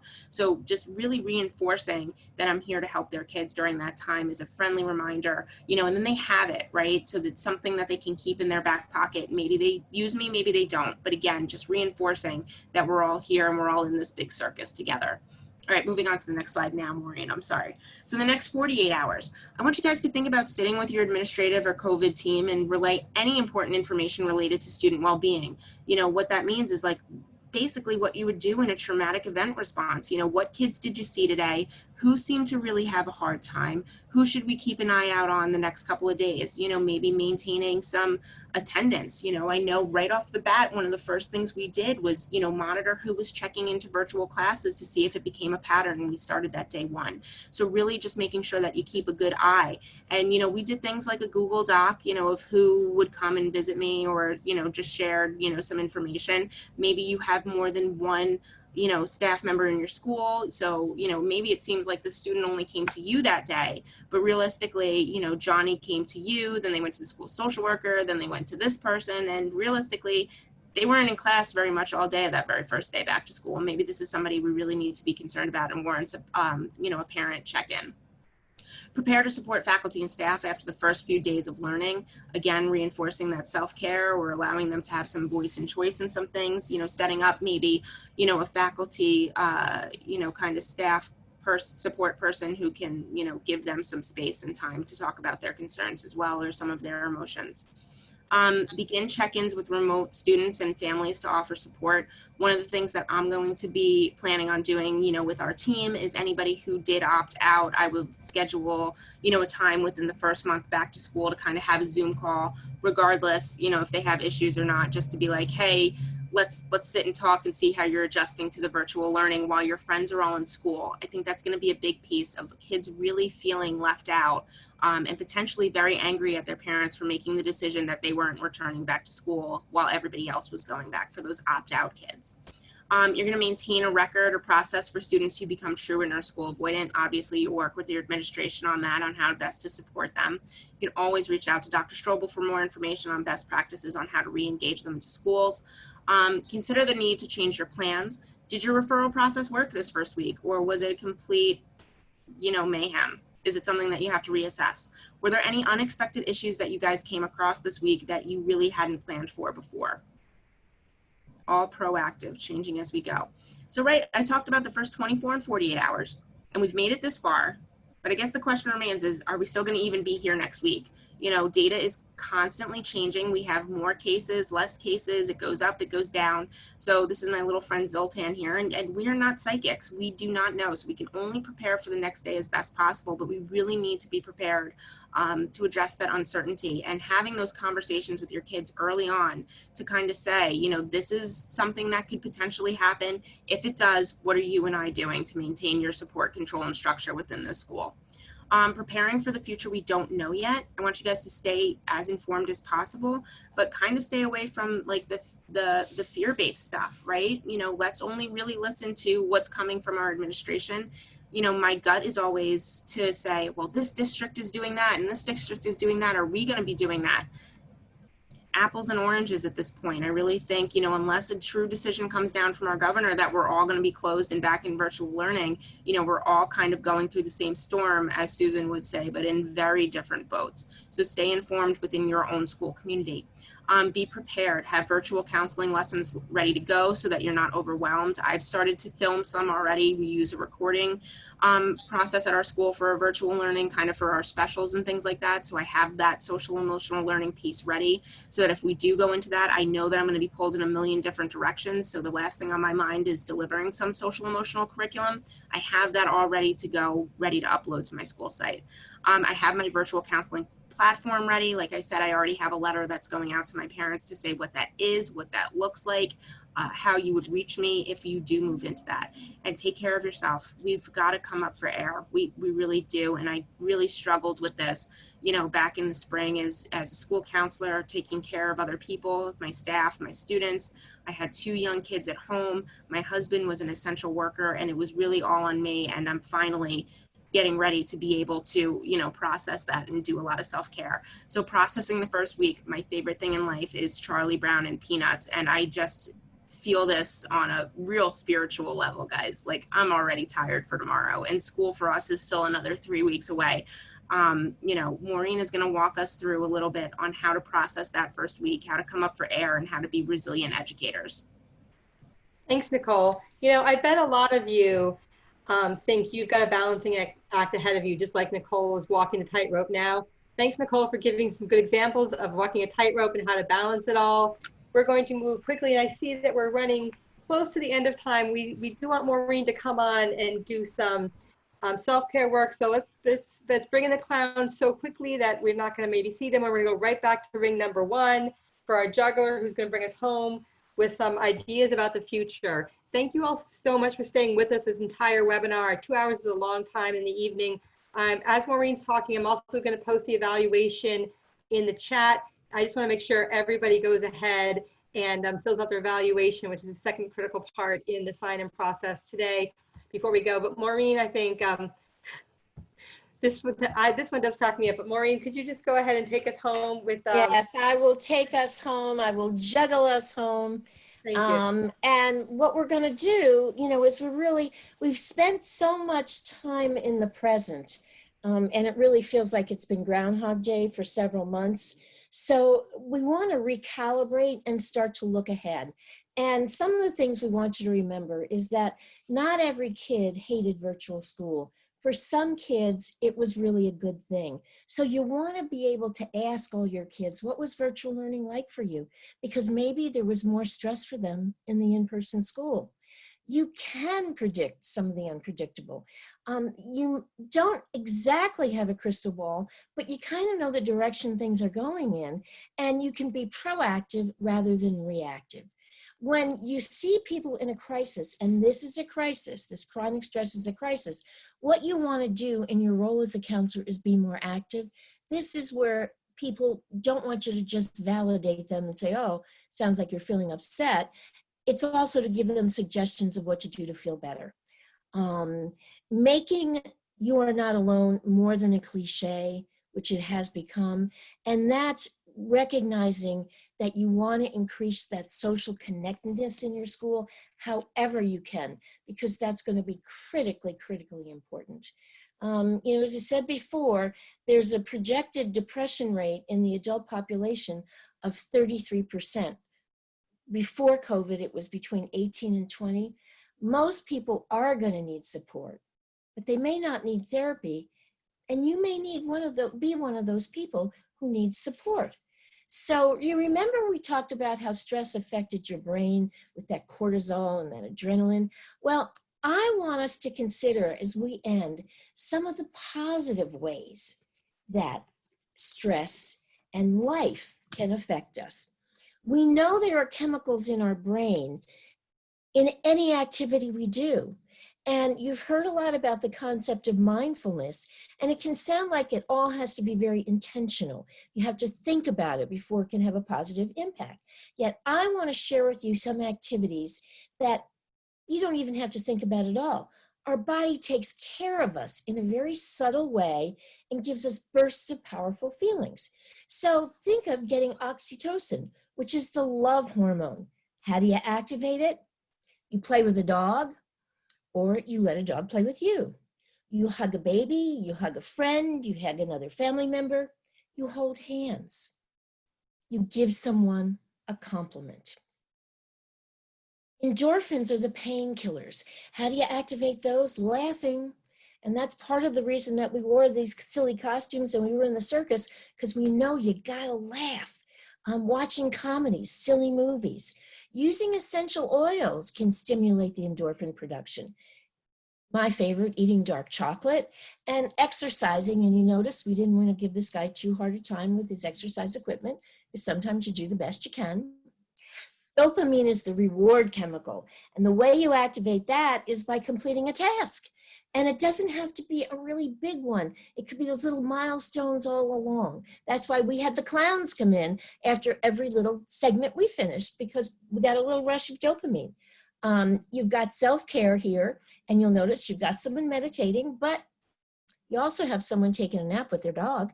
So self-care can go in a lot of directions, and eating food also can increase dopamine production. And I will tell you, eating ice cream really does it.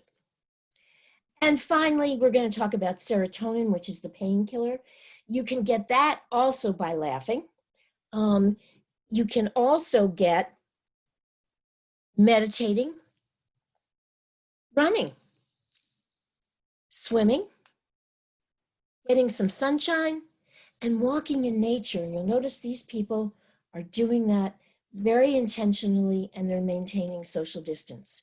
So those are some quick ideas that don't require a lot. You can sign off of this and laugh at how silly we are, and you're going to increase some of those chemicals in your brain. So it is my time to tell you that the show is over for today. I'm going to turn this back to the ringmaster. Thank you, Maureen. Thank you, everybody, for joining us. As we're getting ready to wrap up, you know, we do talk about coming up for air a lot. And I just think as we're moving forward, and as you all are moving forward to be the ringmasters in whatever way you can in your own schools, I really want to read this one aloud. These are little packets of light, and you need to plant them early in the year. And remember to mark where they were, because lots of times they look like weeds in the beginning, and it's not until later that you see how beautiful they really are. So you, my ringmasters, are also our seed planters. Go out to your schools and plant those seeds. Do your very best. If you have any questions about this program or other programs that we're doing, you can contact me by email, reach out anytime. And the last thing is I have thrown that link to the evaluation in the chat. Let us know your feedback. It's an essential part of getting those clinical CEs. So do that for yourself. Do it for us to give us your feedback. We're also asking you what other information you want from us, what other webinars we could give you. Go on. I think my whole crew of circus performers can jump back on for a final bow. Thank you very much for your time this evening and hanging with us all the way till 8 p.m. Take care. Be well. Bye, God. Oh, goodbye. Take care. Thank you. Bye.